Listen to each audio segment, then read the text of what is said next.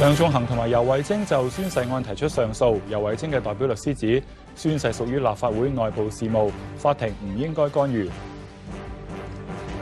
發展局公布第5期活化歷史建築伙伴計劃，當中4個歷史建築以舊域多利軍營羅拔士樓歷史評級最高。江西一間發電廠嘅冷卻塔施工平台倒冧，死亡人數增加到67人。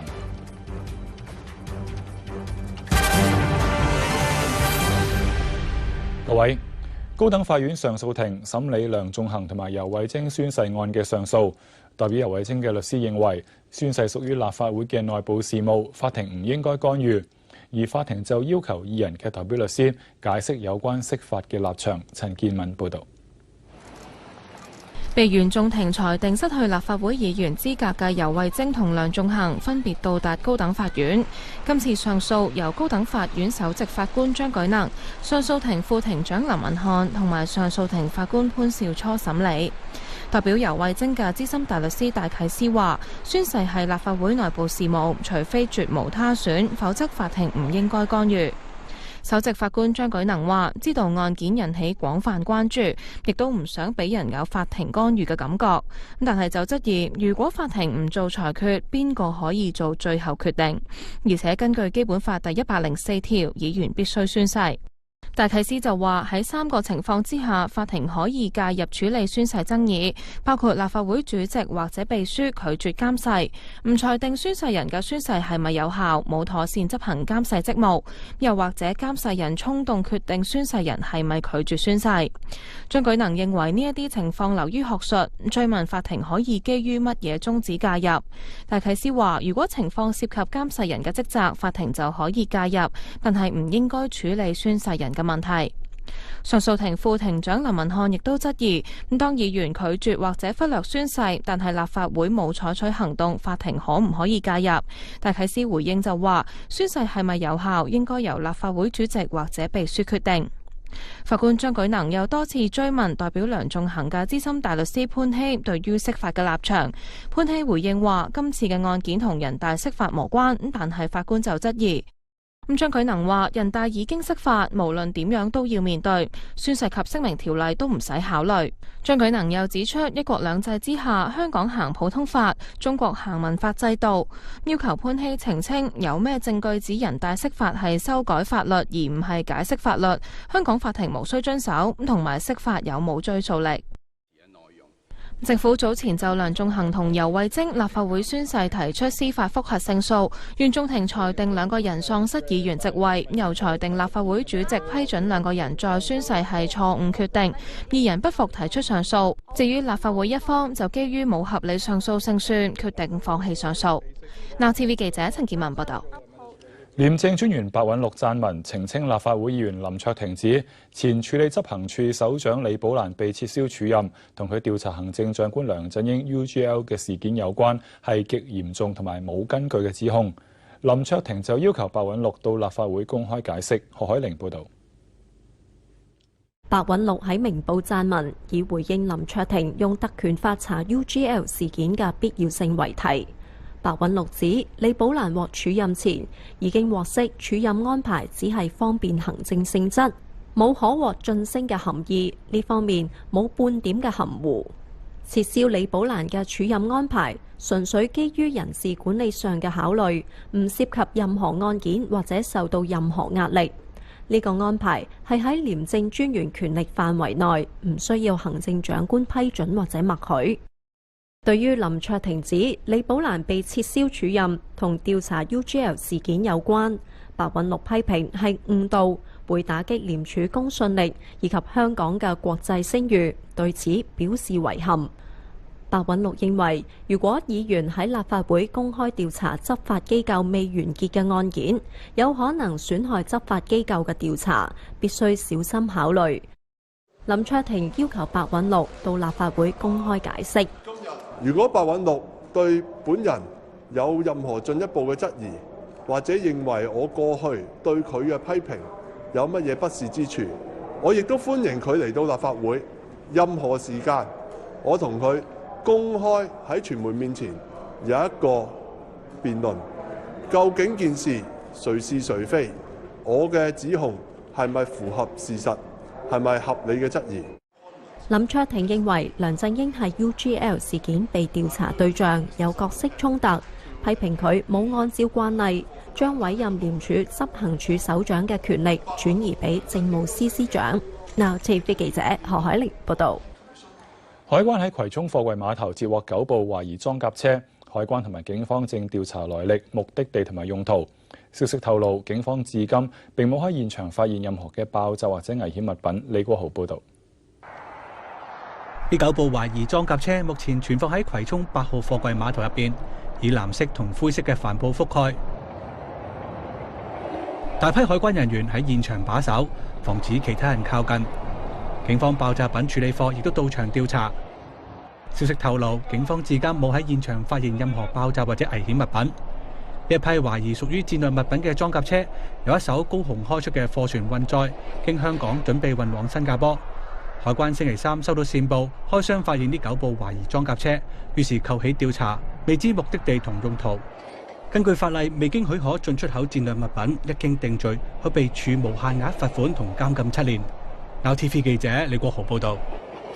發展局公布新一期嘅活化歷史建築伙伴計劃，包括屬於1級歷史建築嘅舊域多利軍營羅拔士樓，2級歷史建築嘅聯和市場，同埋起喺1933年嘅前哥頓軍營等。簡樂希報導。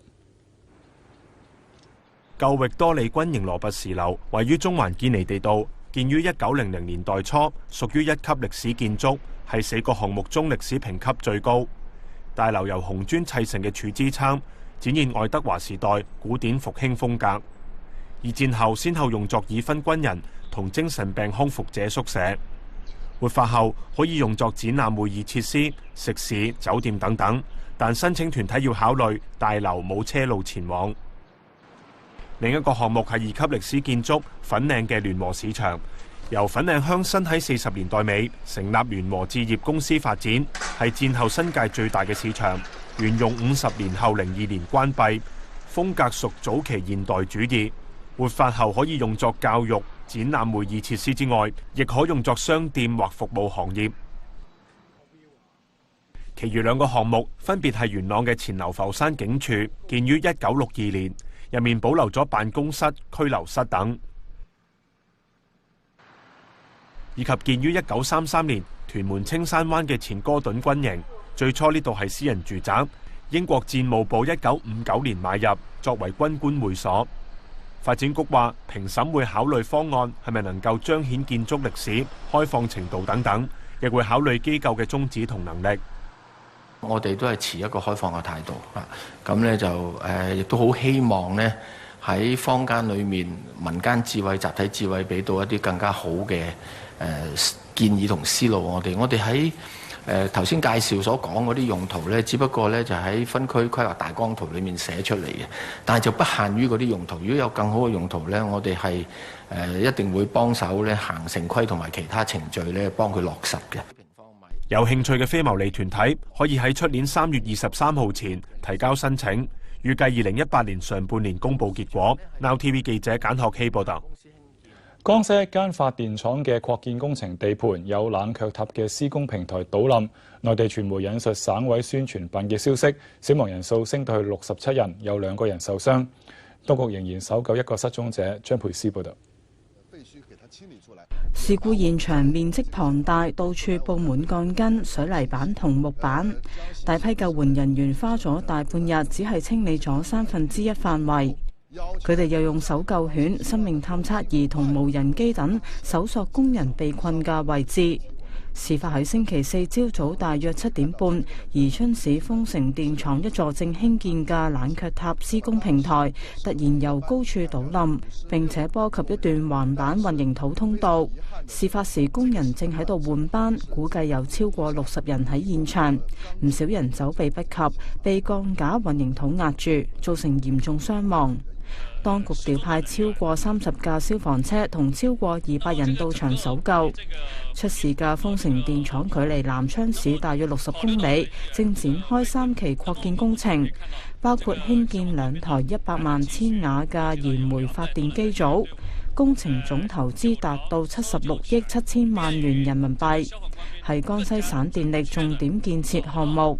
江西省發展和改革委員會舊年7月批准相關嘅擴建工程項目，預計出年完工同投產。江西省長劉奇到現場指揮搜救工作，國家安全監管總局局長楊煥玲亦都率領工作組趕赴現場，指導地方政府全力做好搶救同善後工作。Now TV 記者張佩斯報道。轉頭翻嚟再睇下其他消息。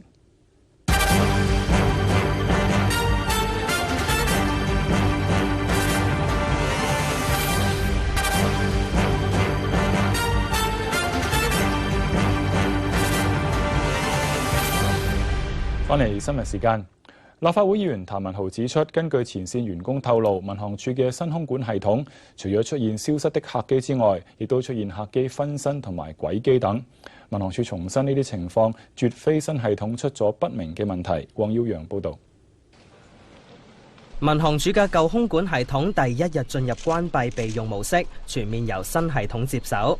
對於新系統曾經出現航機消失，運輸及房屋局局長張炳良相信問題並唔係由新系統導致。呢個同嗰個系統本身冇關係嘅，即係嗰啲所謂突然間喺個雷達收唔到有關信息咧，呢個可能係好多時咧唔單止係系統。嗱，如果系統有問題，當然要處理系統嘅嘢啦。但係好多時唔係系統問題嘅，係個航機本身，可能佢個位置啊，或者天氣嘅狀況啊，或者其他任何嘅一啲客觀因素。但係立法會議員譚文豪就話，喺雷達消失嘅客機唔止官方披露咁少。佢綜合多名前線員工嘅資料，話新系統正式啟用後第二日，即係11月15號，喺夜晚6點半至到8點個半鐘頭期間，有6班航機喺雷達上短暫消失，維持幾秒至到10秒。除咗飛機信號消失之外，雷達仲錯誤顯示飛機分身嘅雙重影像，同埋喺飛機信號周邊出現咗軌機。如果當不斷重複，或者係唔同時段啊，或者唔同高度啊等等都一齊出現嘅話呢，咁呢一個呢就變得唔係單一事件，民航處必須要正視，亦都要真係睇翻係咪個系統上面出現問題。譚文豪強調，飛機從雷達上消失嘅情況過去幾日每日都發生，要求民航處交代每宗個案嘅細節。民航處就回應話，上述嘅情況絕非新系統出現咗不明嘅問題，而係涉及外在已預知嘅情況，強調空管人員有能力應付，但係就冇具體交代相關嘅情況。Now TV 記者黃耀揚報道。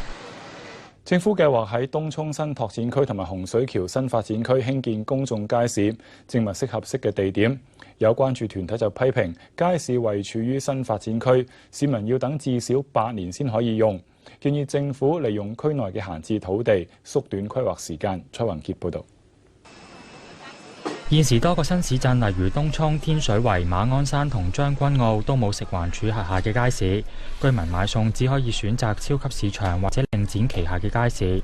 食物及衛生局局長高永文喺立法會上透露，政府正係計劃喺洪水橋發展區同東涌新市鎮興建新街市。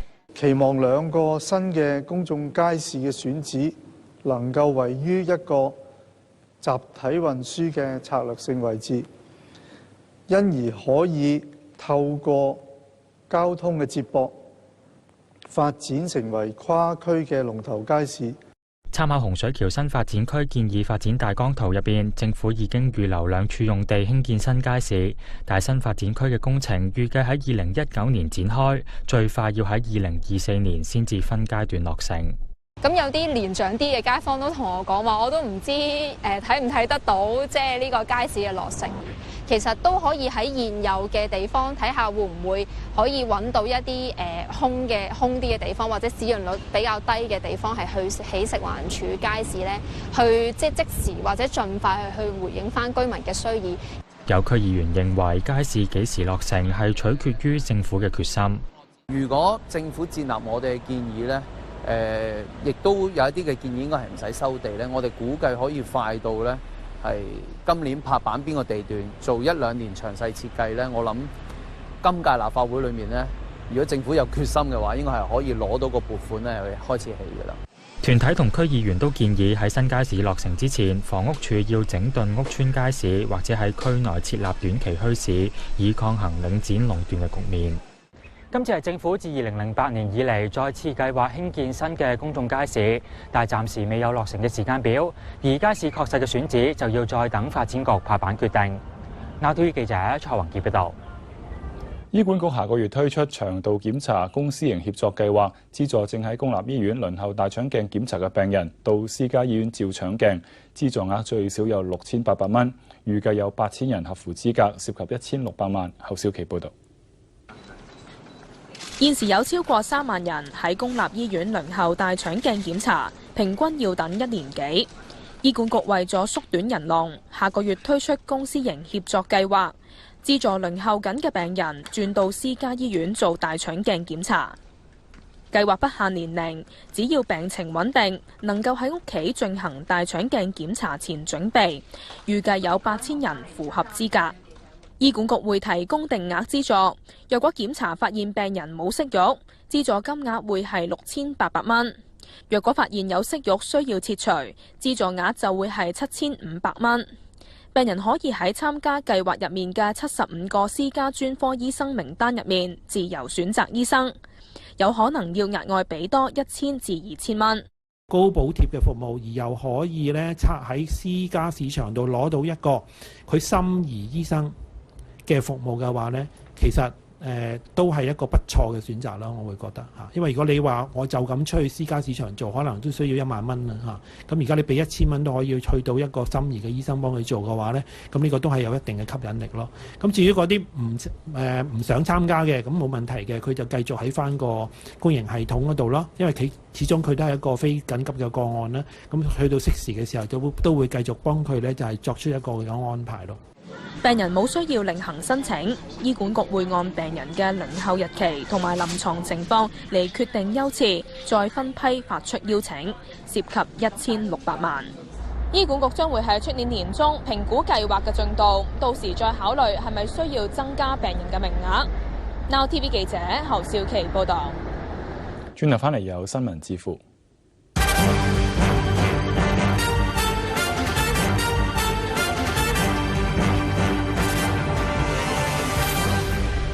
翻嚟新聞時間，研發治療腦退化症新藥嘅工作再遇挫折。美國藥廠禮來宣布，一款用作減少患者腦內被指係引致腦退化症元兇嘅乙型類澱粉蛋白嘅新藥第3期臨床試驗失敗。全球藥廠或者需要改變研發嘅方向。吳翠珊報導。腦退化症又叫阿茲海默症，病人由冇記性以致失語、失去認知能力，最終視親人為陌路人。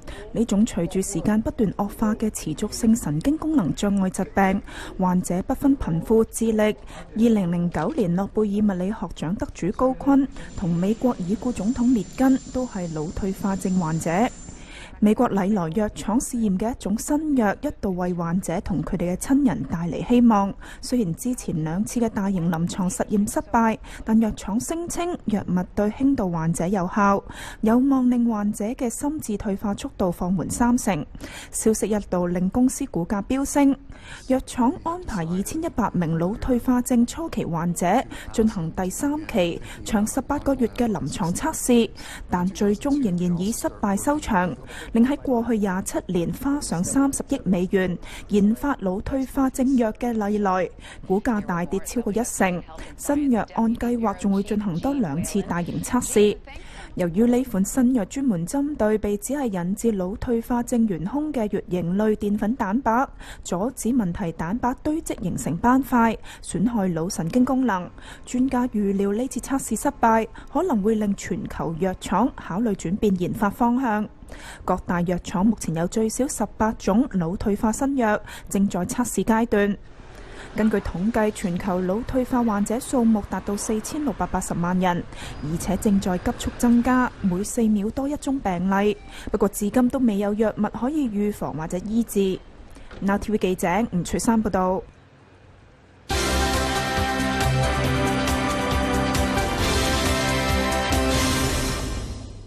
歡迎收睇新聞之父。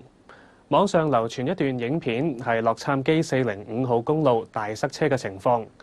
咁多車係因為民眾都趕喺感恩節前夕返屋企，造就咗呢一個特別嘅夜景。呢一次塞車被指可能係有史以嚟最嚴重嘅一次，有人就講笑話呢一個大概就係個公路嘅名嘅由來，因為冇返4-5個鐘你都冇可能離開呢一度。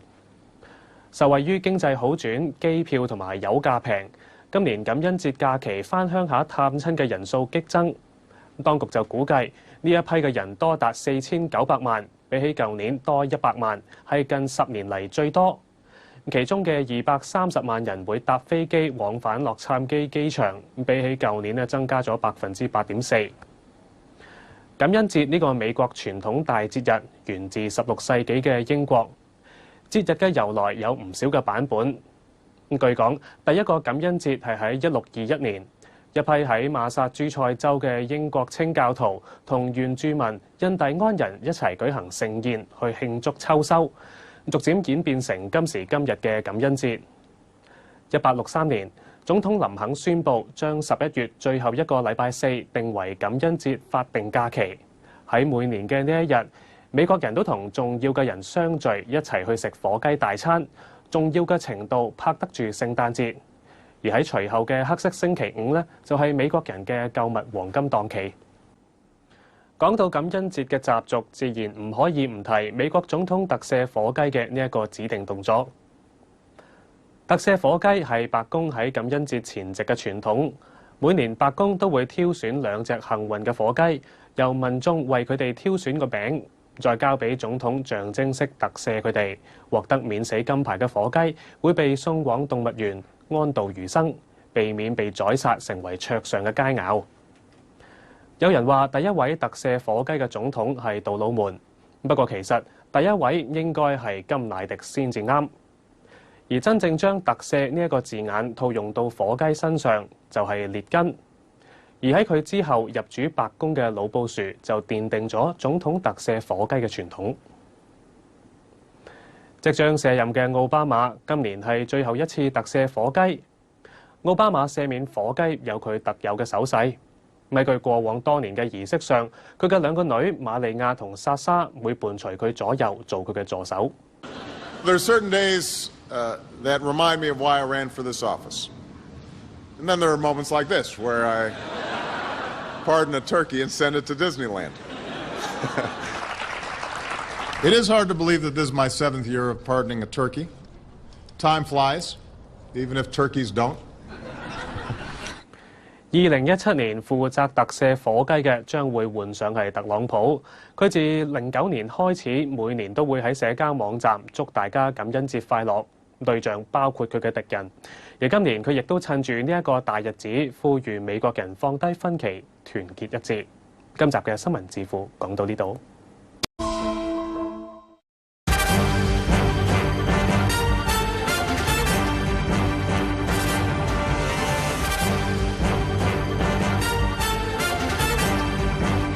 梁頌恆同埋游蕙禎就宣誓案提出上訴。游蕙禎嘅代表律師指，宣誓屬於立法會內部事務，法庭唔應該干預。發展局公布第5期活化歷史建築伙伴計劃，當中4個歷史建築以舊域多利軍營羅拔士樓歷史評級最高。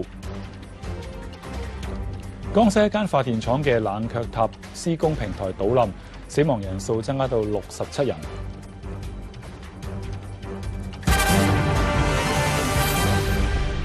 各位，高等法院上訴庭審理梁頌恆同埋游蕙禎宣誓案嘅上訴。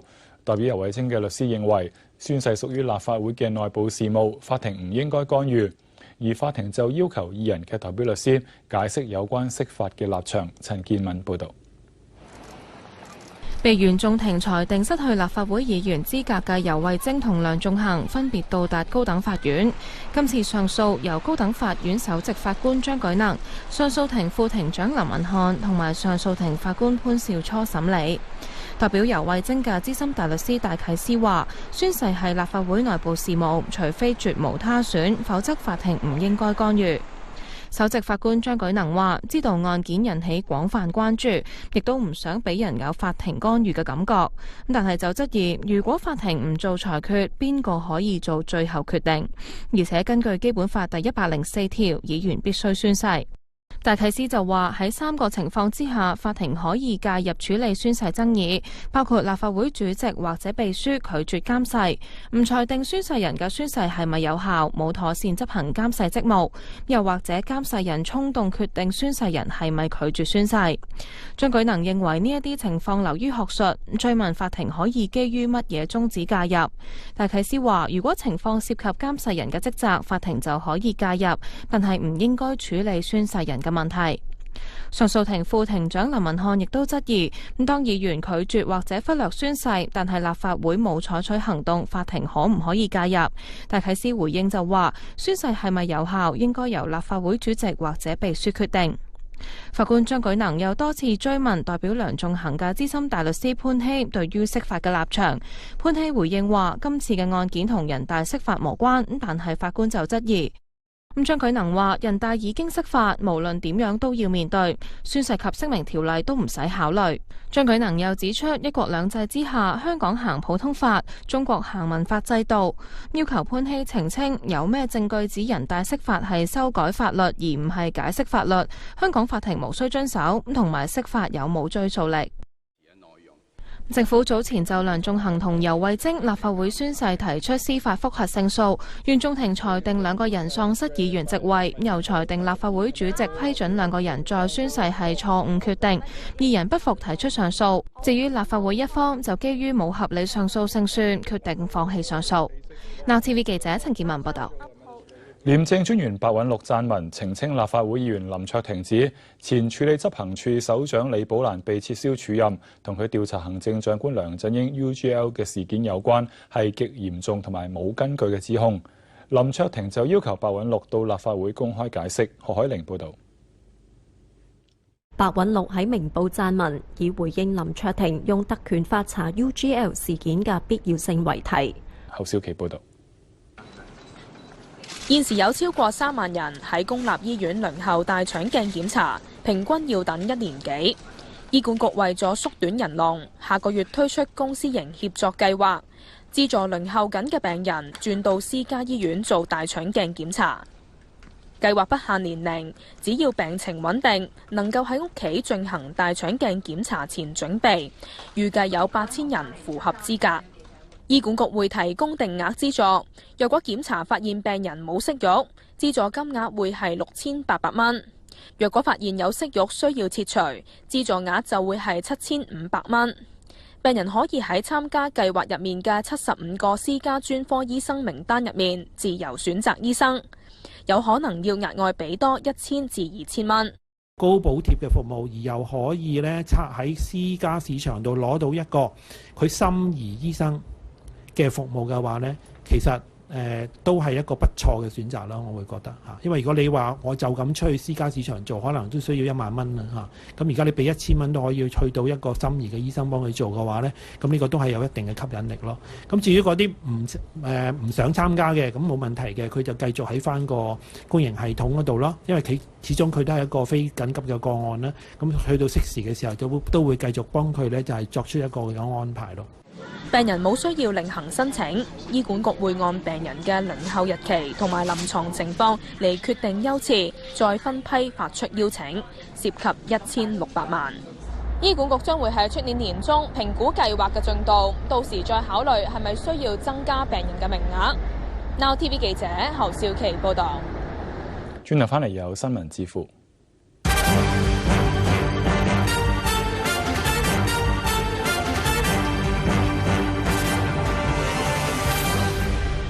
翻嚟新聞時間，研發治療腦退化症新藥嘅工作再遇挫折。美國藥廠禮來宣布，一款用作減少患者腦內被指係引致腦退化症元兇嘅乙型類澱粉蛋白嘅新藥第3期臨床試驗失敗。全球藥廠或者需要改變研發嘅方向。吳翠珊報導。腦退化症又叫阿茲海默症，病人由冇記性以致失語、失去認知能力，最終視親人為陌路人。呢種隨住時間不斷惡化嘅持續性神經功能障礙疾病，患者不分貧富智力。2009年諾貝爾物理學獎得主高錕同美國已故總統列根都係腦退化症患者。美國禮來藥廠試驗嘅一種新藥一度為患者同佢哋嘅親人帶嚟希望。雖然之前2次嘅大型臨床實驗失敗，但藥廠聲稱藥物對輕度患者有效，有望令患者嘅心智退化速度放緩30%。消息一度令公司股價飆升。藥廠安排2100名腦退化症初期患者進行第3期長18個月嘅臨床測試，但最終仍然以失敗收場。令喺過去27年花上30億美元研發腦退化症藥嘅禮來，股價大跌超過1成。新藥按計劃仲會進行多2次大型測試。由於呢款新藥專門針對被指係引致腦退化症元兇嘅乙型類澱粉蛋白，阻止問題蛋白堆積形成斑塊，損害腦神經功能。專家預料呢次測試失敗，可能會令全球藥廠考慮轉變研發方向。各大藥廠目前有最少18種腦退化新藥正在測試階段。根據統計，全球腦退化白韞六指李寶蘭獲署任前已經獲悉署任安排只係方便行政性質，冇可獲晉升嘅含義，呢方面冇半點嘅含糊。撤銷李寶蘭嘅署任安排，純粹基於人事管理上嘅考慮，唔涉及任何案件或者受到任何壓力。呢個安排係喺廉政專員權力範圍內，唔需要行政長官批准或者默許。對於林卓廷指李寶蘭被撤銷署任同調查 UGL 事件有關，白韞六批評係誤導，會打擊廉署公信力以及香港嘅國際聲譽，對此表示遺憾。白韞六認為，如果議員喺立法會公開調查執法機構未完結嘅案件，有可能損害執法機構嘅調查，必須小心考慮。林卓廷要求白韞六到立法會公開解釋。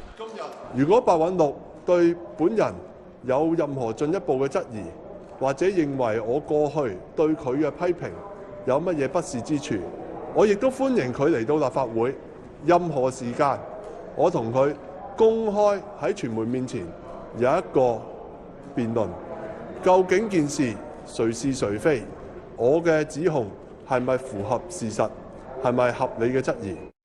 林卓廷認為梁振英係 UGL 事件被調查對象，有角色衝突，批評佢冇按照慣例將委任廉署執行處首長嘅權力轉移俾政務司司長。Now TV 記者何海玲報道。海關喺葵涌貨櫃碼頭截獲9部懷疑裝甲車，海關同埋警方正調查來歷、目的地同埋用途。消息透露，警方至今並冇喺現場發現任何嘅爆炸或者危險物品。李國豪報導。呢9部懷疑裝甲車目前存放喺葵涌8號貨櫃碼頭入邊，以藍色同灰色嘅帆布覆蓋。大批海關人員喺現場把守，防止其他人靠近。警方爆炸品處理課亦都到場調查。消息透露，警方至今冇喺現場發現任何爆炸或者危險物品。呢一批懷疑屬於戰略物品嘅裝甲車，由一艘高雄開出嘅貨船運載，經香港準備運往新加坡。海關星期3收到線報，開箱發現呢9部懷疑裝甲車，於是扣起調查，未知目的地同用途。根據法例，未經許可進出口戰略物品，一經定罪，可被處無限額罰款同監禁7年。Now TV 記者李國豪報導。發展局公布新一期嘅活化歷史建築伙伴計劃，包括屬於1級歷史建築嘅舊域多利軍營羅拔士樓，2級歷史建築嘅聯和市場，同埋起喺1933年嘅前哥頓軍營等。簡樂希報導。舊域多利軍營羅拔士樓位於中環堅尼地道，建於1900年代初，屬於1級歷史建築，係4個項目中歷史評級最高。大樓由紅磚砌成嘅柱支撐，展現愛德華時代古典復興風格。二戰後先後用作已婚軍人同精神病康復者宿舍。活化後可以用作展覽會議設施、食肆、酒店等等，但申請團體要考慮大樓冇車路前往。另一個項目係2級歷史建築粉嶺嘅聯和市場，由粉嶺鄉紳喺40年代尾成立聯和置業公司發展，係戰後新界最大嘅市場。沿用50年後02年關閉，風格屬早期現代主義。活化後可以用作教育、展覽、會議設施之外，亦可用作商店或服務行業。其餘2個項目分別係元朗嘅前流浮山警署，要處理系統嘅嘢啦，但係好多時唔係系統問題嘅，係個航機本身，可能佢個位置啊，或者係天氣嘅狀況啊，或者其他任何嘅一啲客觀因素。但係立法會議員譚文豪就話，喺雷達消失嘅客機唔止官方披露咁少。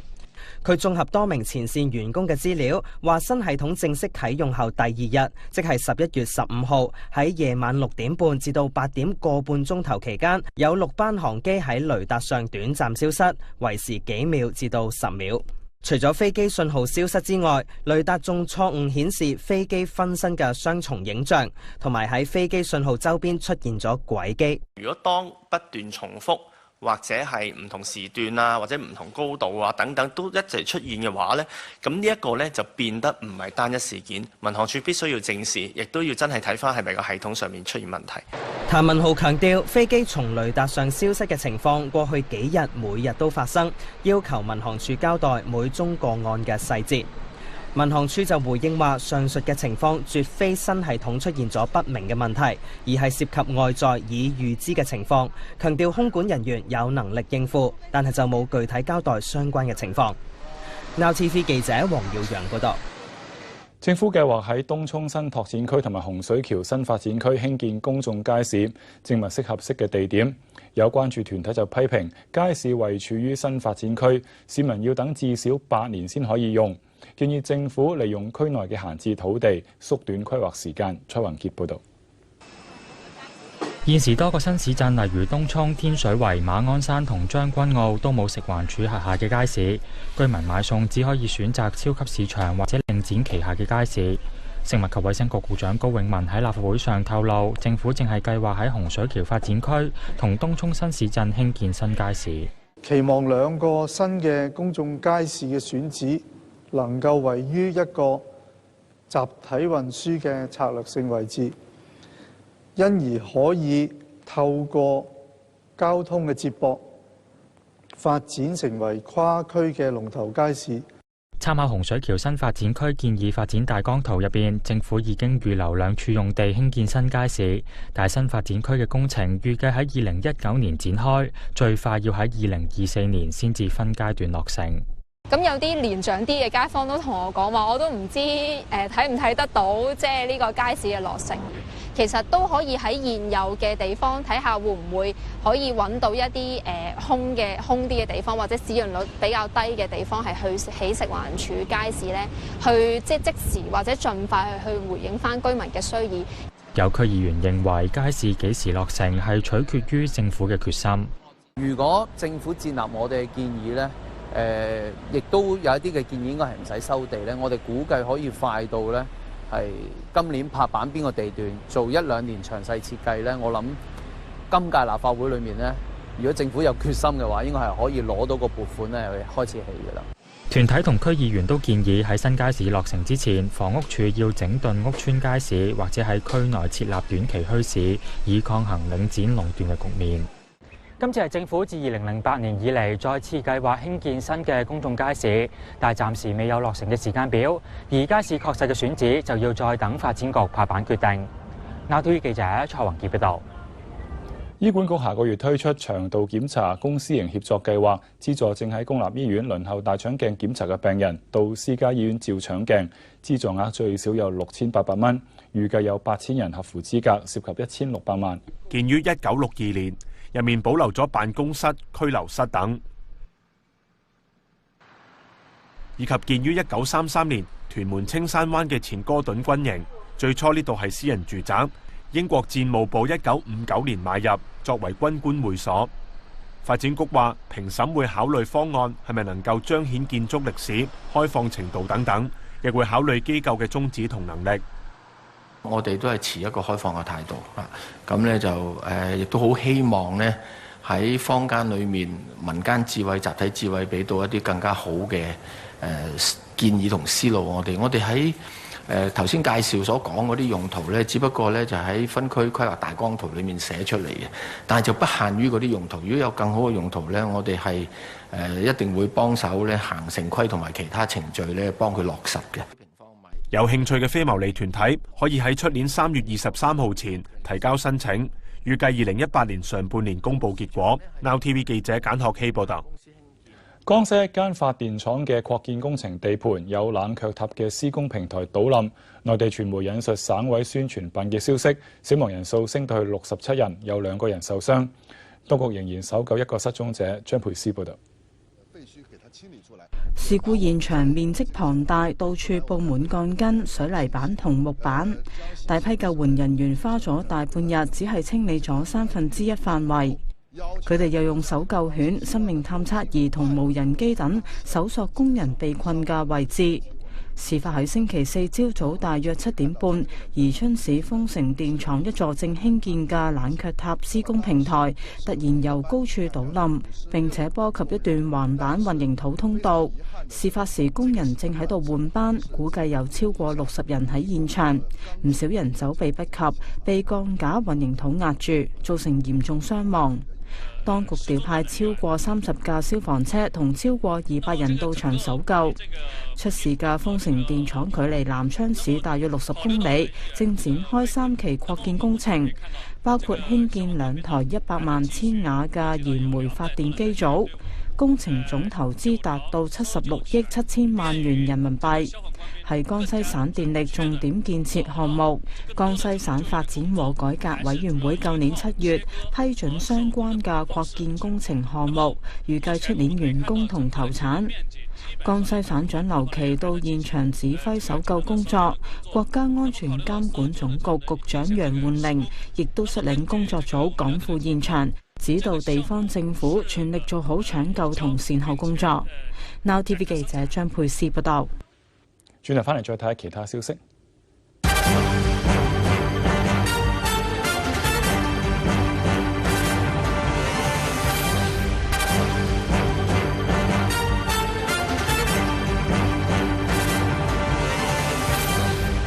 翻嚟新聞時間。